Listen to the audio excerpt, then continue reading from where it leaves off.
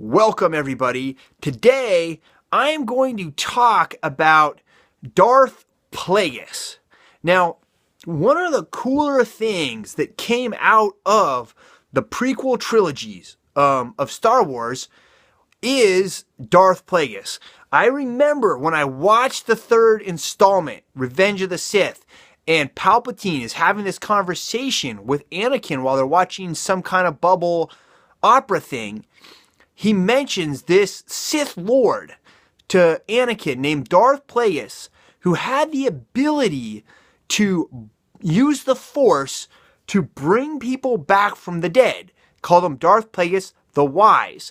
And I remembered that scene. I was like, wow, I want to know about that guy. That's really fascinating. That's like sounds like a really cool story I want to know about.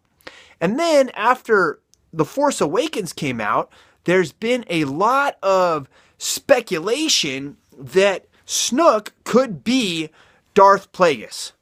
And so I thought, what the heck? I'm going to go back and read the 2012 book, Darth Plageuis, just so I can get the story about him. Now, I know that is no longer canon and that Disney has thrown out all that material, but should Snoke end up actually being Darth Plageuis, I think it would be really cool to be able to know and have read the original history that was put down under the reigns of George Lucas, the Star Wars creator, and then being able to compare that to whatever the new history is, should Snoke actually end up being this guy.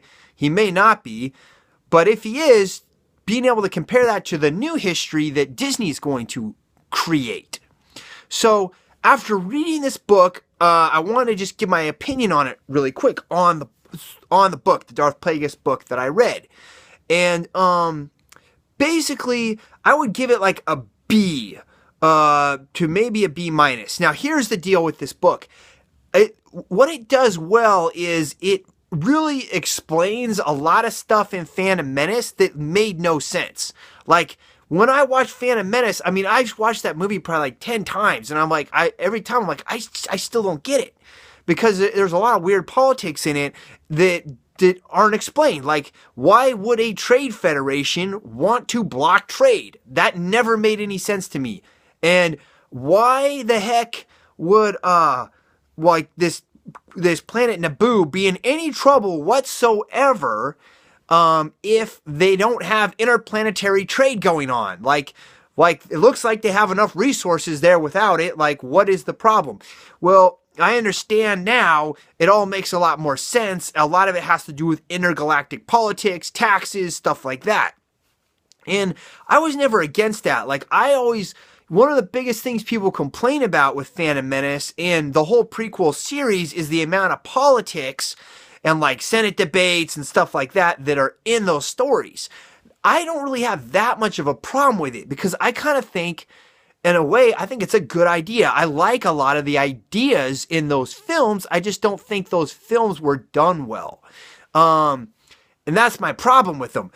I think I agree with George Lucas. His idea was that, like, look, the Jedi are right now, they're most powerful they've been. They got, the temple, they got all these Padawans, all this stuff. The only way the Sith are going to be able to take the Jedi down is not going to be in a front-on confrontation, lightsaber combat.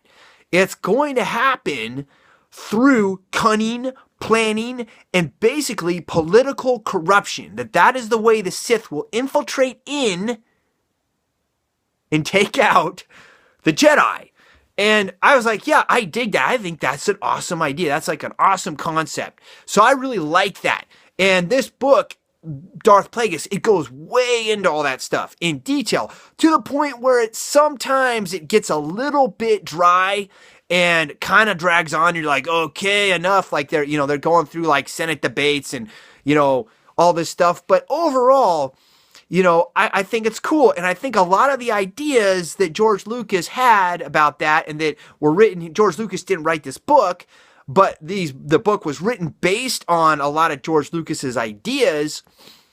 I think they're really genius. And you see a lot of that going on now, even now. Like the United States, it's not going to collapse or fall due to, it's going to, through political corruption is what's going to happen. It's not necessarily going to be through like head on combat, but, through like the corrupt, political system no longer be working, no longer becoming effective, and then the Sith Lords come in and they take over, and that's the story. It's pretty cool. Now, my biggest disappointment in the story, though, was Darth Plagueis. He's talked about in Revenge of the Sith as having the ability to reanimate the dead, resurrect beings, bring life back, things like that. And it talks about that in the story, but it talks kind of like about the midichlorians and the mechanics of how you would do it. And that's I'm not interested in that. Personally, I think the Force is much cooler and much better when there's no midichlorians.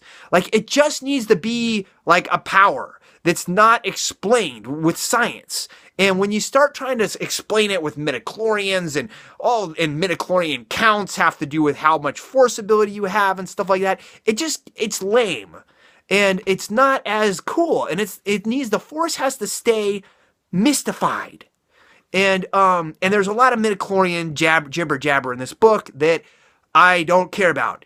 The other problem, beyond the midichlorian issue is, okay, so they talk about that, but as far as him bringing things back from the dead, you get this knowledge that he had this laboratory with all these creatures that he'd collected from all these worlds, and, he'd inflicted suffering on a lot of them to do his experiments, and he was able to resurrect some of them and all this stuff like that.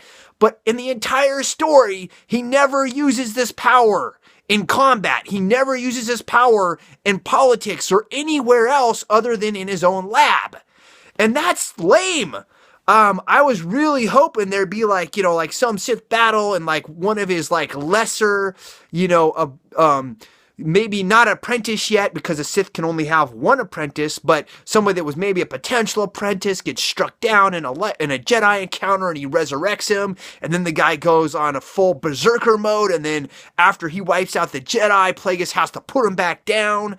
Something like that would have been really cool, and I was really hoping that there'd be some stuff like that in this story, but thus there was not. And so for that reason, I have to give the story, a lower grade.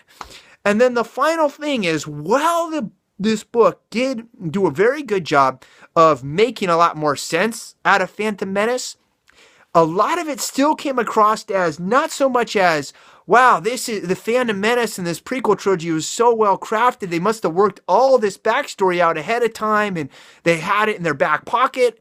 It doesn't come across like that. It is more like they're doing a good job fixing all this stuff, if that makes sense. And so because I have to say it did a good job fixing it, it wasn't necessarily a lot of the book didn't necessarily come across as they knew that this was going to be the story the whole time. I have to give it, a B minus. So that's pretty much my review of Darth Plagueis. It was a cool book. I like the idea of Darth Plagueis a lot. I just thought it would be much better if we got to see more of the resurrection power. And I thought it would have been a lot cooler, spoilers I'm just going to tell you, because if you're listening to this and whatever, anyway, Palpatine kills Plagueis, obviously. I mean, you know that anyway. They tell you in the Revenge of the Sith movie. And when Plagueis kills this guy, it's like he kills him because it's Plagueis' time now to become the Sith Lord, basically, and no longer the apprentice. And it's Palpatine, and it's Plagueis' turn to go. It's basically becomes Palpatine's time. And I would have liked it more if Palpatine was really coveting more of Plagueis, of the knowledge of Plagueis, the knowledge to be able to bring back, corpses and stuff. And unfortunately, That's not so much. It's more like Palpatine just doesn't want to be subservient to Plagueis anymore, and it's his time to rise as the great, the one and only Sith master, and that's it. So anyway, I've been talking for 10 minutes about it. That's my opinion on it. If you have an opinion on this book, let me know. Shoot me a comment, make a reply, rebuttal video. I would be happy to hear your point of view on this subject. I'm more than happy to debate these facts or discuss them, or whatever. So that's it. I'll be back with another video some other day.